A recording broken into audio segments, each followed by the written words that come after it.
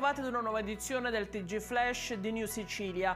Nuovi sviluppi arrivano in merito all'omicidio di Maria Matuzzo, la 29enne uccisa a coltellate dal marito nel pomeriggio della vigilia di Natale a Marinella di Selinunte, in provincia di Trapani. Quello del 63enne Ernesto Favara, marito della donna, non è stato il primo tentativo di uccidere la moglie. Sembra che un anno fa l'uomo avesse provato a strangolarla con una lenza da pesca. Sono 12 le coltellate inflitte all'addome della vittima, al culmine di una lite terminata poi in una pozza di sangue. Il legale che assiste il padre della giovane vittima ha confermato che proprio a seguito dell'aggressione risalente a un anno fa, in un primo momento la donna aveva presentato querela per poi ritirarla.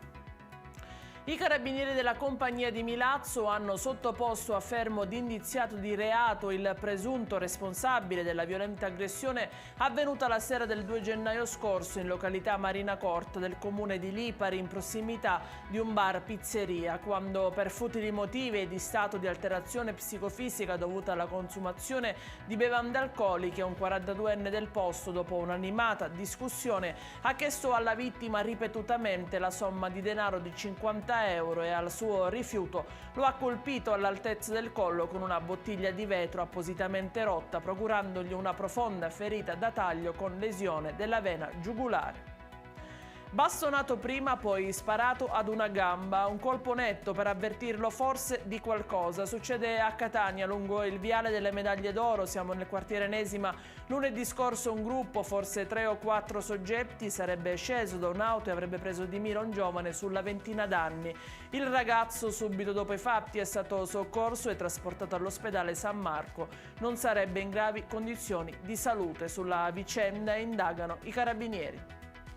Quest'anno la Befana porterà via in Sicilia, insieme a tutte le feste, anche il bel tempo. Dopo l'Epifania si prevede infatti un brusco peggioramento delle condizioni meteorologiche. Rovesci e temporali torneranno ad abbattersi dopo il prossimo fine settimana. Nonostante nel weekend la Sicilia sarà risparmiata dalle forti precipitazioni, il maltempo non tarderà ad arrivare. Le piogge più intense si concentreranno prima nel nord Italia e nelle zone centrali, per poi spostarsi al sud solo in un secondo momento. È per questo che si prevede un inizio di settimana turbolento. È tutto per questa edizione, nuovi aggiornamenti alle 20. A più tardi.